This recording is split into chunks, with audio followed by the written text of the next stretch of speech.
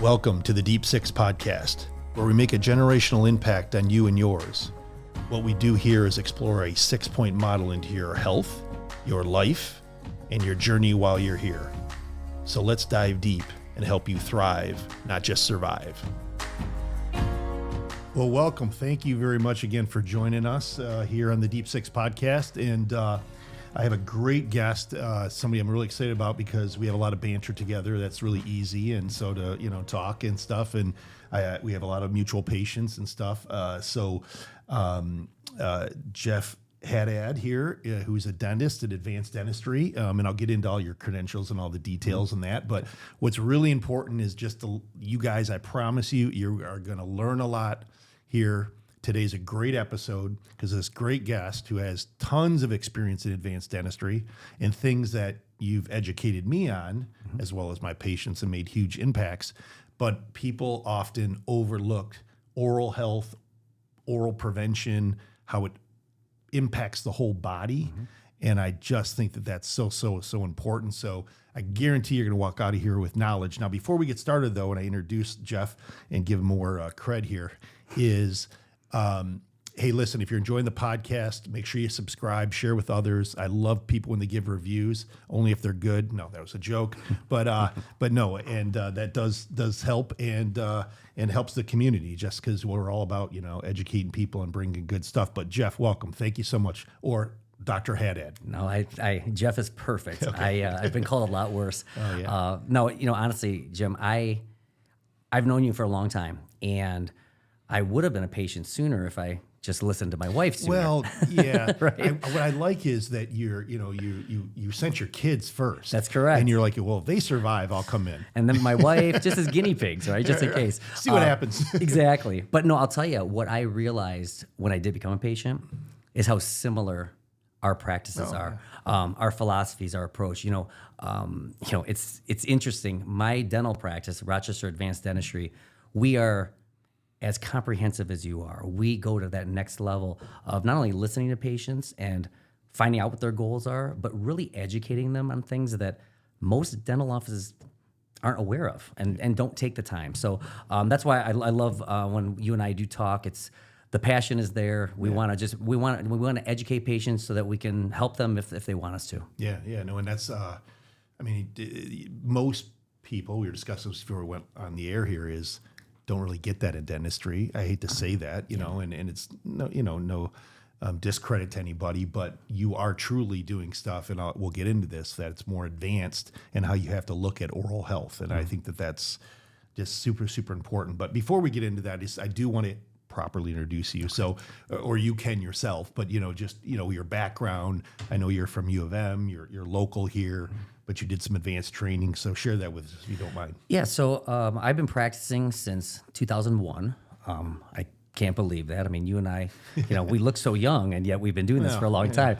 Yeah. It was interesting because my then first job, if you will, was with Dr. Doolin, who ended up becoming my partner, and Dr. Doolin just retired last couple of years. So, my full circle started with being kind of immersed in advanced training because that's what my partner was asking me to partake in, and I really fell into the TMJ arena. So, TMJ disorders are a very, very sadly common thing, but a very misdiagnosed, and there's a lot of symptoms that fall underneath a TMJ disorder that many patients aren't aware of, many physicians aren't, and especially many dentists are not aware of. So that's why today I'm excited. I want to share this information for people because what that did was make me realize how underserved that population is. We'll talk about the huge overlap of TMJ disorders and sleep disorders, sleep breathing disorders like snoring and sleep apnea. And so that practice, I was doing all of this dentistry and finding people's proper jaw positions. And I realized that I needed to have a better opportunity to help people. And so I opened up another practice about 11 years ago, called the Michigan Center for TMJ and Sleep Wellness. That's where I realized how many patients are out there that need either my help or other people who are trained to treat people who are in pain, who are living with migraines, jaw pain, vertigo, things like that, right? Let me just stop you just a second because we were talking about this before we went on air, and here's the thing that even is interesting to me and enlightening to me, and we had never talked about this. Is this like so your background is University of Michigan, and then Michigan Med School, or dental school, excuse me, forgive me, and then you did some advanced dentistry in Las Vegas. Correct. Okay. Correct. But we were talking about this, and I was like, oh wow, this is interesting. Is and no discredit to any of these educational facilities, but most people come out with just basic dentistry, not looking at a lot of TMJ stuff or apnea or sleep disorders, right? That's correct. It's unfortunately dental schools and University of Michigan. I mean, go blue. I'm a huge fan. Yeah. Even they are just amazingly traditional, and you really come out of dental school with the basics. If you want to go on to other things like what I do, I mean, we do full mouth reconstructions on people, okay? You don't learn that in dental school.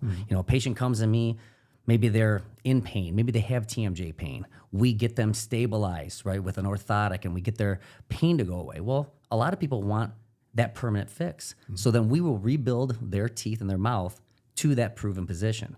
But yes, I've been in school as long as I've been out of school. And I actually teach other doctors across the country these techniques because I really do want more people to be able to serve patients. I can't see everybody, and so yes, it's been a long journey.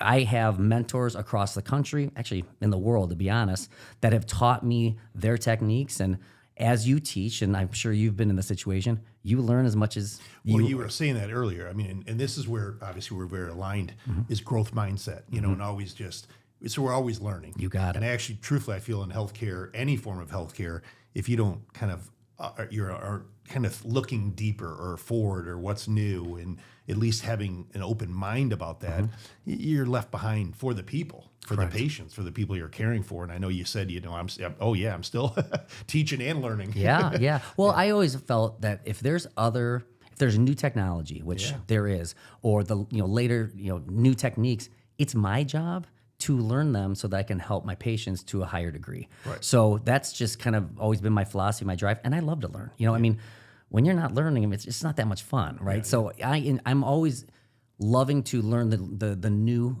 methods so that we can not only get our patients better, but even get them better faster and more efficiently. Cool. I love it. So we're going to get into some of these specific topics, but I do want to share this. So our Deep Six podcast and our Longevity Health Institute model is basically under the auspice of a functional base of 6 systems.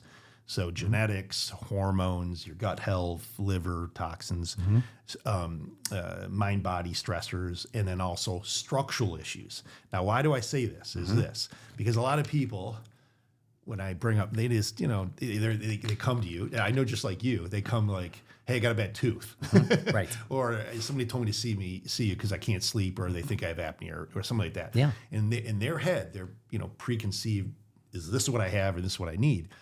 And what I always explain to people is that this is like a matrix, these systems. And even of course, I don't do anything with dentistry, but I know enough to know that structurally, if there's an issue, which this I just want to point out to the audience, is that TMJ or a small airway, or something that's super common and highly overlooked, and it's when I send them your way, is even mild to moderate sleep apnea, obstructive sleep apnea. So the structural part then ultimately impacts other systems because you disrupt sleep, you have pain, you could get migraines, all these things. So tell me, I guess in your development of your practice, like how this has evolved, and all of TMJ and diagnosing of obstructive sleep apnea. Yeah, so patients find me for one of a few reasons. Sometimes it is pain. They have daily headaches, migraines, jaw pain, which usually means their doc can't figure it out. That's correct. Right, well, they did something and it's not working. I hope that people who are listening here, if they are having these symptoms, because unfortunately, a lot of physicians are not aware of how these symptoms fall underneath the TMJ disorder. Who would think that a dentist could get rid of their migraines, or maybe their vertigo, or the ringing in their ear called tinnitus? So these are symptoms we treat every single day, and it's because of a misaligned jaw. So somebody comes to me for symptoms, we take a look at the way that their bite comes together and the way their jaw is balanced or not. On the flip side, people come to me for cosmetics a lot of times. We do a lot of cosmetic work. But what what you said, everything I do is functional and health as the foundation. The bonus is we're going to give you, that Hollywood smile because we're rebuilding things to proper support. But I start the same with that person. If somebody is an extreme grinder, clencher, they've worn down their teeth. If your teeth are worn down, the jaw is not supported anymore. So the teeth dictate the support of the jaw. And you could have bad dental work over the years, or you could be a clencher grinder, or you could have kind of that old school orthodontics where they actually took adult teeth out to straighten, okay? We try to avoid that these days because as you think about, if you take teeth out and you're pulling things back, airways can be affected. The jaw can be affected. So that's interesting. So you're saying that you shouldn't have, or not shouldn't. I mean, obviously every case is individualized, but like wisdom teeth pulled, or that's wisdom teeth are okay. What we're talking about are premolars. Okay, premolars. That was a very, very common. I mean, for decades. Okay. Now we do it differently. Okay. There are some cases again you can't avoid it, but we want to expand the jaws. We want to make room. We want to give the lower jaw a place to fit. And for the audience, because don't mean to dumb you down. No, please. But why? Why do we want that space? Yep, because your airway, if your jaw is too far back, or if the jaw is too far kind of up into the skull, you're going to have muscular tension. I call these the headache muscles. So with you, it's the anterior temporalis. For those who are listening, it's the muscles right in front of your ears. These are the headache muscles. Those are the most important muscles for where your jaw should be properly comfortable, and they should be calm. And unless you're bearing down on things, they should also stay calm. Right. Unfortunately, many people, every time they bring their teeth together, which people bring their teeth together about 5,000 times a day, if you're bringing it together in a misaligned bite, that will increase tension around the ears, headaches. That's why we have lots of ear symptoms too. Ear congestion, ear ringing, vertigo, because we've got pressure on very, very important structures, blood vessels, ligaments, and nerves. And so a jaw in a poor position is going to cause tension in the head, neck, and face, which can result in, like we talked about, headaches, migraines, jaw pain, vertigo, neck pain. I treat necks all the time. Now, I'm not claiming I can fix all necks, but a lot of times it's a jaw problem affecting the neck. Right. But I also work with a lot of great physical therapists and chiropractors if need be, because I don't need to be the hero. Right. I just want my patients to get better as fast as possible. Yeah. But unfortunately, these people are going, in my opinion, and you kind of touched on it, to the wrong people. Well, and it's what's sad. It's like how, people, often I get said in the practice all the time, and my other practitioners will say, like, people get frustrated because they're like, why didn't I know this? Right. Why didn't somebody tell me this before? That's correct. Sometimes even the first visit or two, they're a little suspect, like, well, I don't know about this. And, obviously that's where you get trust and things like that develop in that, and you educate them, basically educate them and show them and, objective, in our situation, labs and et cetera. But the interesting part is that I hear that for years, over and over and over. And yeah, it's a little frustrating, but then just like you said about dental school, medical school is very similar, In fact, one of the funniest things, it's a story, I worked with my dad the first few years of getting out of, after ER medicine, just primary care. And I'll never forget this, like, bunch of like things I didn't understand with insurance and like what I was doing and ordering and and I go, what the hell I'm doing, right? Not with a patient, but I was like, they don't teach all that. They don't teach it. There's many things in the primary school of medicine, and I'm sure dental, that they don't teach. Absolutely. And it's so important. But one thing you also mentioned, and can you explain just about the airway and about the apnea? Because a lot of times when you see my referrals, a lot of times the patient has no clue. They've heard the word, apnea, but they think they're snoring, from their nose. And I know what do you mean I'm not snoring from my nose? And usually they have no clue. It's their partner, their wife, or whatever. And even when I ask them, because you'll love this, I'll go, so do you just it might be related to something we're talking about, but do you snore? How's your sleep? Or, that. And they're like, no, I sleep fine. And then I see the wife and I go, I don't know, I'm still suspicious of this. And whether, they're usually not in the same visit. Right. And she's like, oh, he's horrible. I leave the room half the nights. Oh, yeah. Well, it's funny.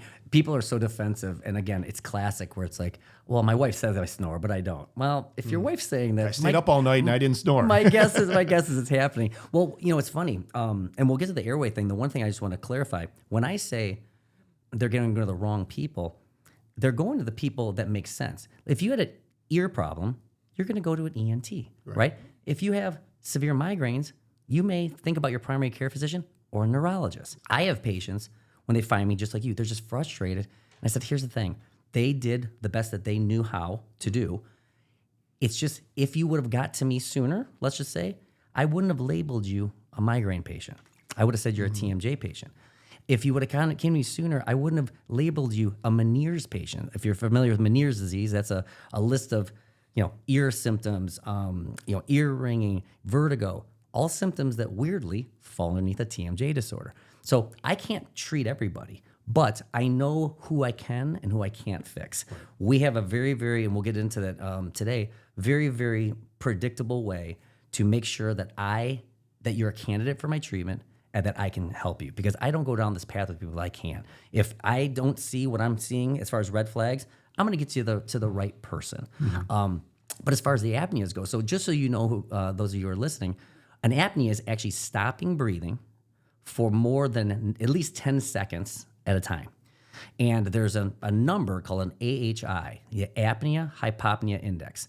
If anybody who's listening has ever been tested, they're going to give you a number. Which many of my patients I do. Home sleep tests. Which is beautiful. Good for you, because that's the best thing, is that physicians now are at least screening, right? And so, because to stop you, the reason why in my medical setting, and please don't lose that thought, is in my medical setting, the reason is because usually something that I'm sitting in front of with the patient doesn't make sense. Mm-hmm. They have some, they're very healthy, they're doing a lot of things, and they have some hypertension. You got it. Or they're saying yeah, I'm still tired, and yeah, I think I sleep good, but I'm still tired. And this is a big one, they have chronic adrenal issues. Yes. And why? They have disrupted sleep, so they're not regenerating. So go back to the... Yeah, no, you hit the nail on the head. High blood pressure, heart disease, diabetes, acid reflux. There's all these things that we see that could very well be related to an undiagnosed sleep apnea problem. Here's a little stat I tell my patients. Mild sleep apnea, which doesn't sound that scary. Right. You have twice as much of a chance of having a heart attack as a smoker if you have mild sleep apnea. That usually gets the attention of people, okay? And so my little story is, you know me, okay? I am a very high energy guy. I do not snore. My wife even told me that.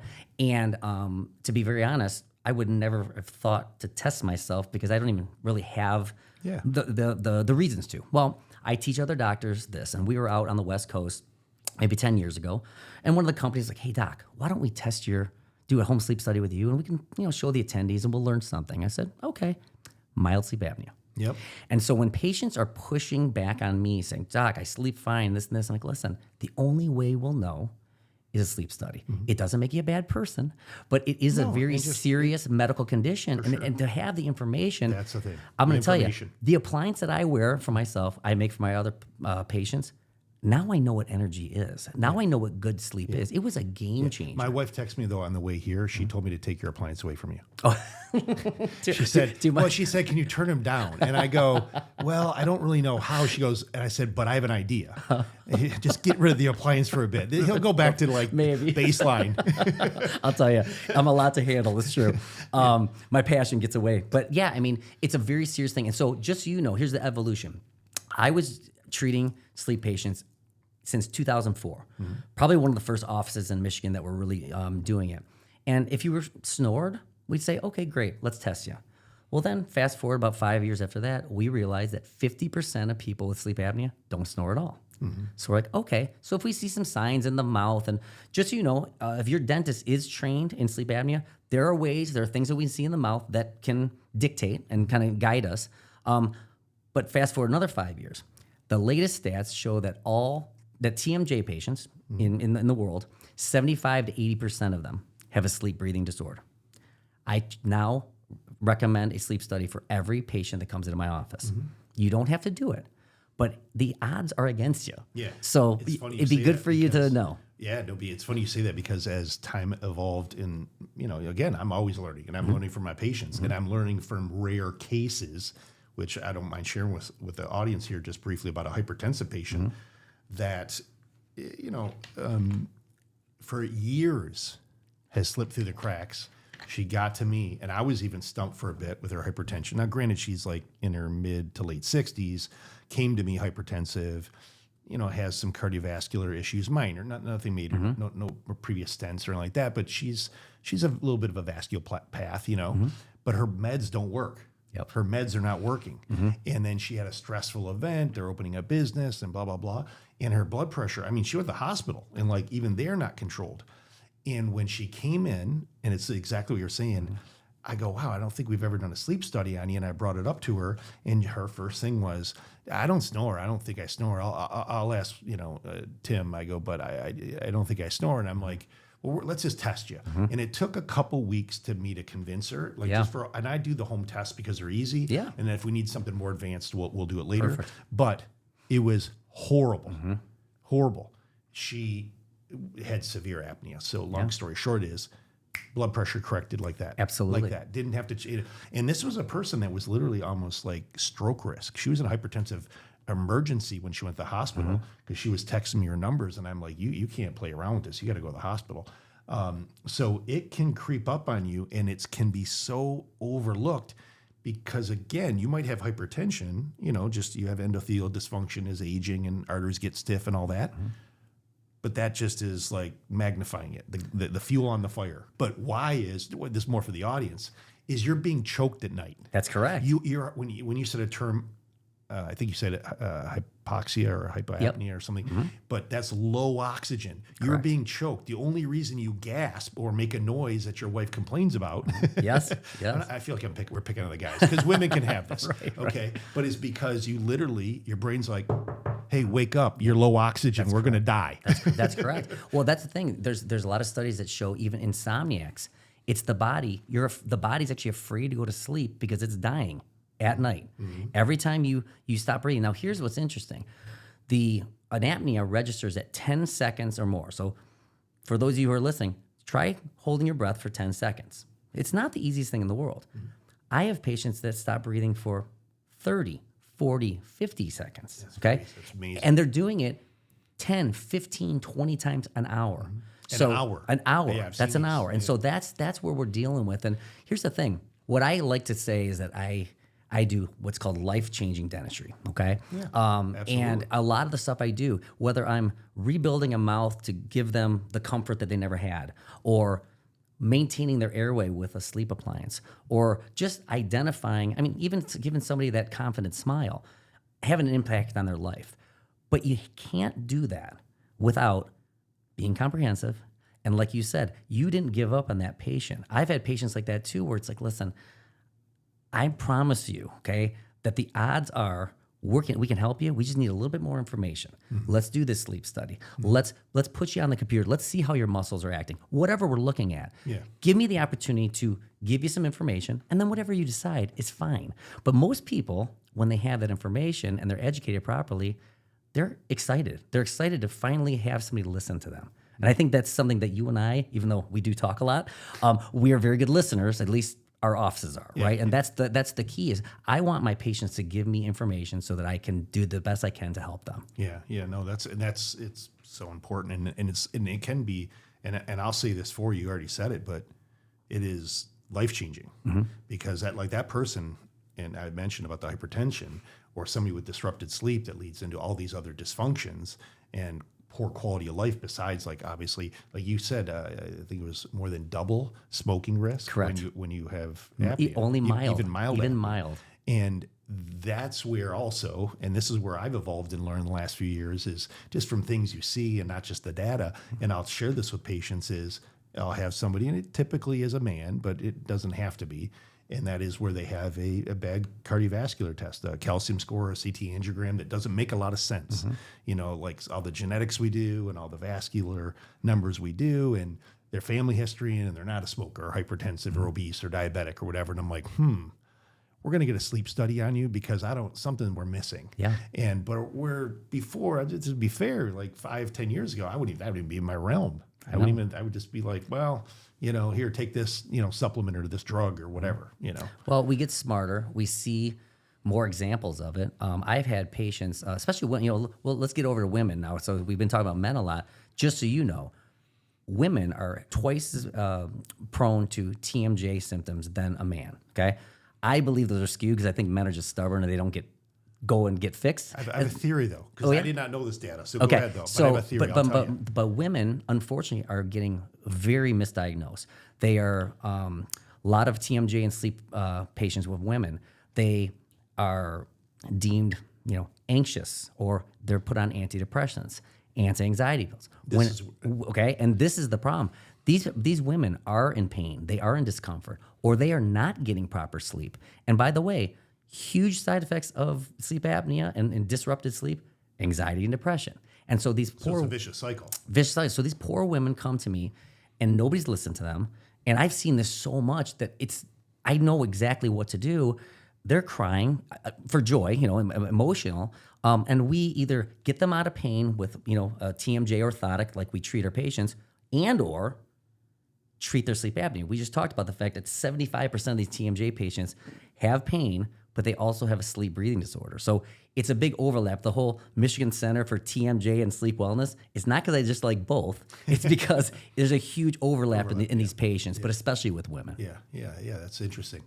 My theory would be, and I have no science or data to back this up, just a lot of clinical experience. So I want to state that. So But it would be interesting to see in that data the age of women in TMJ, and maybe even getting into, because women with me and one of our 6-point model hormones is the dysfunction of hormone going into perimenopause is often excessive testosterone to ratio progesterone, which for the audience can be sometimes cause grinding because you clench your teeth because now you have essentially a hormone, an endocrine hormone that's kind of a stimulator without something that's calming.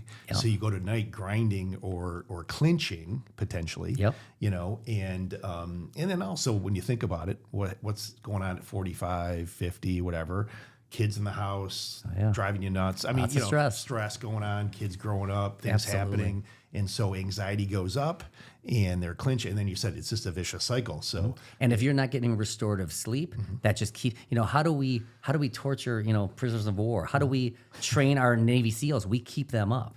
And that will drive you crazy. Oh, if you don't, sure, right? And so, it's funny that you mentioned the grinding thing. I'd like to touch on that. Just so our patients know, people who grind, usually it is an airway issue. By grinding, that actually opens up the airway. So it's kind of a self-defensive mechanism, which is why when I find somebody and they come to me and they say, well, doc, I hear you do great cosmetic work. I've kind of grinding my teeth down. And we look at them, and not only do we see that, but they're also happen to be a TMJ patient because they've worn down too much. But right away, I'm saying, listen, we need to get a sleep study. We're going to rebuild you. We're going to have you functioning. You're going to be doing great. But this happened for a reason. 9 times out of 10, it's because they were a sleep apnea patient. They weren't diagnosed. They're grinding to save their lives. They're destroying their teeth at the time. Now they're causing jaw problems. You said it's a vicious cycle. And so, it's clenching and grinding is not a normal thing, but most people do it. If you have minor clenching, grinding, a dentist can make a normal bite guard, and that's fine. In fact, I actually encourage my dentist to try that before. A lot of times the symptoms are too far gone and it's just too late. So then they need to come to me and we'll actually put them on a computer. We measure the 4 main muscle groups of the head, neck, and face, and 90% of all TMJ symptoms are muscular. A lot of people don't know that. They're thinking about joints and they're thinking about bones and they got clicks and pops. It's the musculature that's pulling things in the wrong direction. So we find out who has a muscular TMJ problem. And when somebody comes to my office, we don't go down that path unless they have all these confirmed details. So when patients come to me, they're very comfortable moving forward because we've proven that they are a candidate for it. And that's all they want. They just want to know that there's hope. Because a lot of patients are going from doctor to Well, doctor they've to been- doctor, yes, they're and nobody suffering has for a long time. and nobody has an answer. Yeah, which is exactly. frustrating. Yeah. No, absolutely. And that's the difference in advanced dentistry or precision medicine or precision dentistry. That's, You got it. Yeah, exactly. So just share with us a little bit, because I know one of the biggest fears of my patients and people that, I've seen in that is when you talk about apnea and you talk about the sleep study and all that, they go right to CPAP. I'm not leaving. Hey, doc, I've heard my buddy's story. I'm not wearing a mask in my face and all that. So I usually have to talk them off the ledge. Yep. And just get the test. We'll talk about it if you're mild or moderate, most of the people. And I'm an advocate, and I know you are, but I want you to understand is that even if you have sometimes moderate, if we can get weight loss, if we can get like inflammation down in your body, and sometimes there can be a device actually made for the jaw. So can you explain that and how that works? Yeah. And kind of what that looks like, because that's when I'm sending people to you. Is like, hey, this person needs something, and even when we're maybe on our model, helping them too with the weight and with inflammation and things like that. But then what does that look like? Yeah, so I'm so glad you brought that up. So 10 to 20 years ago, CPAP was the golden standard. I mean, it was the only thing that quote unquote worked. And even the next step was surgery. Okay. Yeah. Third on the list was a dental appliance. Because, 20 years ago, they were kind of like medieval torture devices. They just weren't comfortable. They really weren't working. Let me put it that way. But as we've talked about, technology, things have changed. So not only are our appliances night and day different than what they were before. They are comfortable. They are not cumbersome at all. But the latest studies show that mild and moderate sleep apnea is actually treated better on a superior level with less long-term side effects than CPAP. Severe, I still can't do better than the CPAP, okay? Right. However, unfortunately, only 28% of the people in the world can tolerate CPAP. So I treat a lot of severe with my appliance very successfully. But if you came to me and it came, severe was your diagnosis, I'm gonna recommend CPAP. Yeah. Either try it or don't, that's up to you. But the way that the appliances work, the jaw, gravity takes over. And when you have what we call a lazy jaw, which is why more TMJ patients have sleep apnea, is because they have a lazier jaw than the norm. When you are on your side or your back, the jaw falls back, cutting off your airway, okay? Even snoring is partial closure, which is why you have that vibration. And I love that you talked about inflammation. So what my appliance does, we relax the muscles, we find out where the sweet spot is with a computer. I mean, this is not arbitrary. Like there are many dentists and other providers that will, send a appliance to the lab and the lab just kind of opens it and you're guessing. I don't do that. I use objective data to measure the body to make sure that the muscles are calm and that the patient's gonna be comfortable. So we find this sweet spot, and we'll call it the neutral position. And this appliance has just two minor little tabs on it. It looks like a couple of Invisalign trays, if you're familiar with it. Very sleek. I can't even, again, I've tried them all personally. Because if I can't wear it, my patients aren't going to wear it. Right. This is exactly the appliance I wear that I make for other patients. And so what happens is when I'm on my side or back, my neutral position stays there. The jaw doesn't fall back. Airway is kept open, which we call patent. And there's no snoring, there's no apneas, and we are controlling and managing the situation. Because snoring, there's vibrations there, correct? What's interesting, when I make an appliance, even if the snoring goes down just a little bit, we still wait a little bit. Because just that change in the pitch, vibrations go down, inflammation goes down of the throat, and now we have a neutral position and the patient is healthy. So I use what's called a physiologic approach. I don't just like move a jaw forward and hope, because that can put people into pain spirals, right? So using the objective, using more precision, like you said, I like that word, we are finding people's sweet spot, if you will, that's not only comfortable from a muscular standpoint, but keeping their airway open. Gotcha. I love it. Yeah, and that makes complete sense, and it's so important because there's a lot of fear there. Yeah, of course. About like what's this going to be like and all that. It's and honestly, one thing, and you guys can go to my website. Either one, Michigan Center for TMJ and Sleep Wellness is Michigan TMJ and Sleep.com. We have pictures of every device that we use, and you will see, the idea they're thinking of right now is like some crazy, cumbersome mask or a again, medieval torture device. These are so sleek, so comfortable. I can't say it. It's like having a couple of retainers in your mouth. So not only are they comfortable, we went on a trip last year to Australia with the family, okay? That's a pretty long flight, right? Yeah. 27 hours. I put my appliance in even on the plane because I do not sleep without it. Wow. It is just absolutely life-changing. It really is. So not only is it comfortable, you won't not want to wear it and because your of the way wife you doesn't feel. hide it sometimes. No, she does not. Okay. As far as I know. I mean, she came over the other night with like a pillow, Yeah. but I thought she was just giving me a little extra support. Yeah, well, that's just, I want to believe that. Yeah, exactly. That's good. That's good. One thing I want to mention is alcohol, and I know this sounds funny, and I'm not going to offer you a drink. Okay, I was just curious. It is midday. It is. Yeah, well, we could, but anyway. But people snore worse and have worse apnea with alcohol. Absolutely. And I don't know why this is the truth in my practice, but I often have moderate to sometimes even heavy drinkers, and I think it's a lot of people that are just successful or business oriented and entrepreneurs and entertainers and they're socializing trying to relax and all that. Yeah, exactly. Okay, yeah, of course. And I don't mean anything off the charts, but enough to where we have these discussions where they're considered pretty moderate to even heavy sometimes in literature standards. Of course. You know what I mean? So my point though is we always talk about, well, this is what it's doing because everybody cares about brain health. I mean, everybody, the biggest fear is just, oh my God, I don't want to get old and get dementia. Absolutely. And Alzheimer's and how the data right now is so much younger.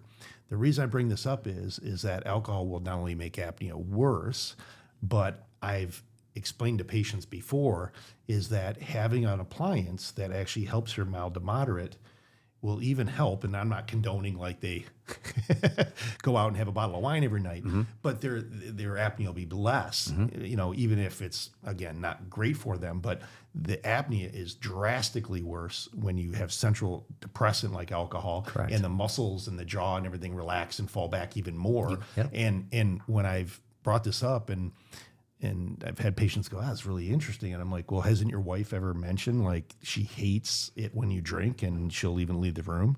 And 100% hands down. Absolutely. Hands down. No question. It's like the whole walls shake. You know what I mean? I've heard it over and over and over, you know? So just something that I find interesting but a device, an appliance will solve it. Absolutely. I mean, don't get me wrong. Alcohol not only is going to make the musculature, again, lazier, right? And have the effect on the central nervous system, but, it also can really get you congested too, right? So that can go against you.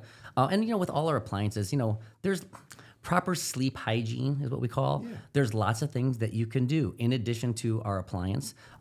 You can do breathe right strips. You can do some saline. What do you think? I was going to say, what do you think about?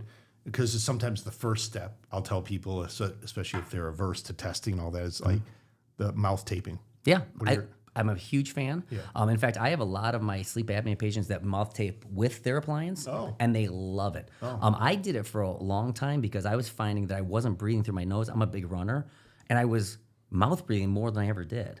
So I kind of retrained things, and I'm a huge fan of it. A really huge fan. Yeah, I use it myself a lot, and sometimes I forget or it gets annoying in the middle of the night. I find I pull it off, but it's definitely effective. There's no question. Yeah, and it's really not anything. It's a little weird at first, and don't use duct tape, of course. Right. I love the one on Amazon. You can get it's called hostage tape. I'm like, whoever named that. That's awful, awful marketing. Yeah, it's like hostage tape. Wow, that sounds really comforting. Yeah, I'm gonna put right. on my mouth in sleep. Sounds a little scary. Yeah, and if you wake up and your wife's like, Exactly. pulling out the silver duct tape, you might want to, It's a problem. Yeah, it's a problem. But yeah, no, it's I think. No, I'm glad you like or at least support that at least initially because that's sometimes the first step I get people to is like try that. But I've had people go, wow, I am sleeping better. And I'm like, that's why you need the test. And it's like, well, all right. So let me ask you this. What do you think is preventing them from getting that test? Because even though fear. Of what? Of the outcome? Yeah, and doing something, and like I don't know if I want something in my mouth at night, and or the severe case where like I mean they'll say straight up before the test. Yep. I mean we're way ahead of ourselves, and they'll be like, "I'll never use. Doc, I'm not using a device. I'm not using a CPAP." Got it. You know what I mean? Well, so I've heard another thing. A lot of people assume that we have to do these sleep studies in the hospital or in an office setting. you're right. So just so you, Well, that just so does- patients know, yeah. that a trend. I mean, COVID really helped that. The majority of even sleep centers that have their own center prefer the home sleep studies now. The company we work with, if you called our office and said, my wife says I snore, or I really don't feel like I'm rested, even if I sleep for 9-10 hours. So I think I need to get tested. It's as simple as they send in their license and their medical insurance card. We put them in touch with this third party that we work with. We're great. Yeah, who is it? It's called sleeptest.com. Okay. And they will actually let the patient know exactly what their out-of-pocket is. And if the patient says, yeah, that's too much, it stops right there. If they say, no, or it's $200 out of my pocket or whatever that is, yes, they send it right Which to your is house. around that. It's Yeah. not outrageous. Correct. Yeah. They send it right to their house. It is as simple. They put a ring on their finger now. As long as you have a phone, Right. you have an Bluetooth app. it, I mean, it's amazing. You don't have to do all the cumbersome stuff that we used to. So, I would encourage anybody listening right now, if we can inspire anything, if you even suspect it or your doctor's recommended it, the sleep studies are so easy now. It's in the comforts of your own home. We do 2-night studies because you never know, you could have a bad night. So we want 2, just for a little bit more data. And that company does allow in that 2 studies. That's correct. Interesting. Yep. So we get 2 studies, a 2-night study. I get a full-on diagnosis from a board-certified sleep physician.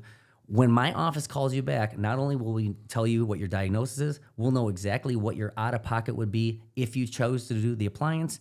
We educate you, and if you decide to go on with it, you do. But it's very easy to gather the information. It's not, a hassle either. So, I mean, listen, life is busy. We're all, right. This is about as convenient as it can be. And again, it's as serious of a medical condition as it can be, right? So for those of you who are And overlooked. and very overlooked, and again, take it from me as a patient of my, so it's a game changer. Like, it's not a joke. Jim's known me for a long time. I do have high energy, but I did not realize what good restorative sleep really was until I had my apnea under control. Yeah, great.